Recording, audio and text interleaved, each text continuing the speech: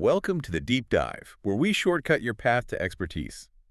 Today we are opening up the clinical communications playbook. We are, and we're tackling one of the absolute highest stakes skills, active listening. It sounds so simple, doesn't it? But the material we're looking at shows this is a really deliberate, structured process. It has to be, especially for things like the situational judgment test. This isn't about just being a good listener in general. No. It's about following the specific GMC-aligned steps that ensure patient safety and, build that essential trust. We're moving beyond just hearing someone. To structured understanding. I like that. That's the goal. Okay, so let's jump right into a classic dilemma. Imagine this. You're running 20 minutes late. Your patient is visibly anxious, talking really fast, and they're terrified. Their persistent headache is a brain tumor. What do you do first? And that pressure is exactly what the exam is testing. We're going to give you the framework for this, and it's all rooted in one core idea. Yeah. You have to slow down to speed up. Which feels completely counterintuitive in that moment. Right, let's get into it. So, first principles, active listening.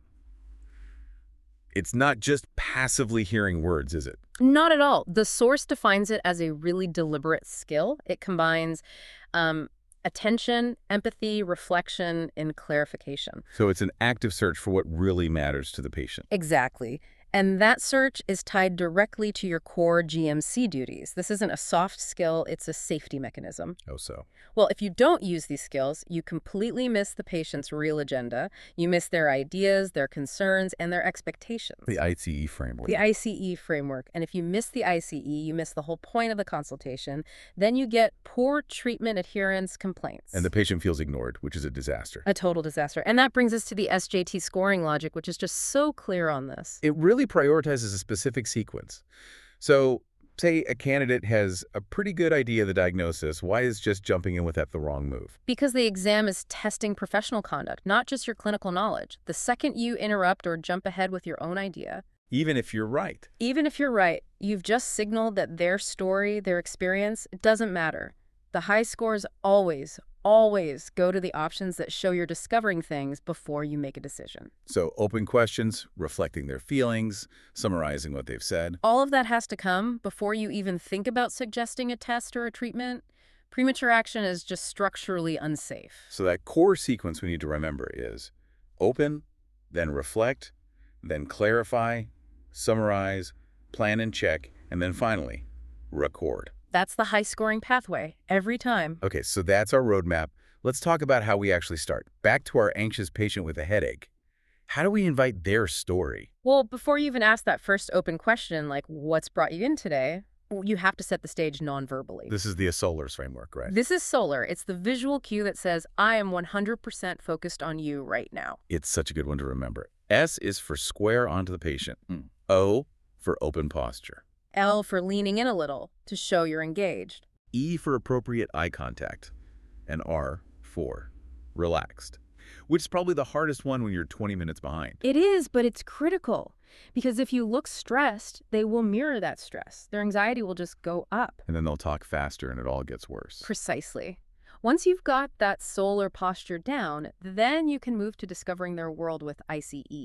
Ideas, concerns, expectations. So for our patient, the presenting problem is a headache, but the concern is cancer. Exactly. And if you just treat the headache, you've completely failed that patient.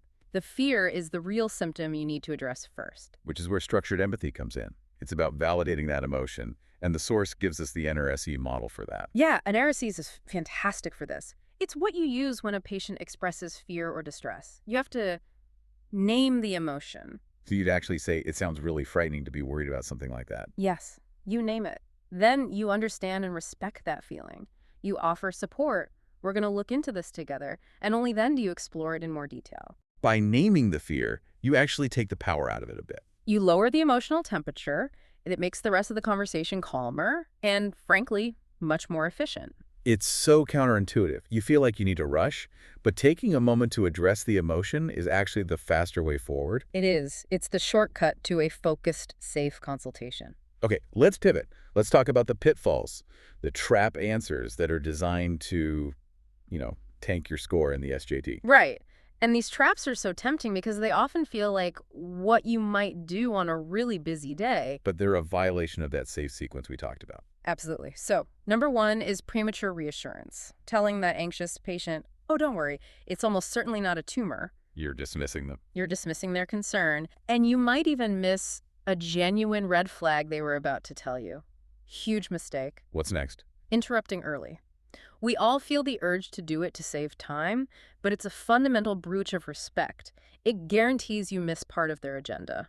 And then there's launching straight into advice or handing them a leaflet. Yeah, that turns the conversation into a monologue. There's no engagement, no checking for understanding. It's just low-yield communication. Okay, what else? Failing to summarize the plan or document the safety netting, that's not just a low score, it is genuinely unsafe practice. And finally, the distracted consultation. Typing while they're talking. Yes. It just destroys any rapport you tried to build with Solar. It signals total disinterest. That brings me to a question, though, a challenge. What if the patient is talking nonstop about their anxiety? Isn't it more efficient to try and regain control by saying, I hear you're worried, but let's just focus on the pain for now? That is the absolute classic trap. The material is crystal clear on this. Trying to regain control by shutting down their emotion is always penalized. So what's the high-scoring action? You have to validate and then signpost. You use NRSE to acknowledge the feeling, then you direct the flow respectfully. So you'd say something like, I really understand you're worried, and we will absolutely address that. To make sure I haven't missed anything, let me quickly summarize the physical symptoms you've mentioned, and then we can make a plan together. so you're showing respect, but you're still directing the conversation. Exactly. You're leading, not silencing. Let's get really practical. We're still 20 minutes behind. Yeah. What is the absolute minimum effective dose of active listening when you have no time? The structure still holds, even in chaos. You just have to be incredibly targeted. You need one strong, open question to start. Okay. You reflect one key named feeling using a nurse. You give a super concise, maybe 15-second summary of what you've heard. Right. Then you agree on one single focused next step. And crucially, you perform a teach back on that specific step. That's your minimum safe pathway. Teach back. This is so important for closing the loop, isn't it? Mm-hmm. And asking, do you understand? Mm-hmm. Just doesn't cut it. It's useless. Completely useless. The shift has to be to check if you are clear, not if they are smart. So can you give us the phrases to use? Of course. For a summary, you'd say something like, I just want to check I've got this right. You're worried about X and you're taking Y. Is that correct? Did I miss anything? So the burden is on you. Always. And for teach back, it's the same principle. Just to make sure I was clear, could you tell me how you're going to take this new medication?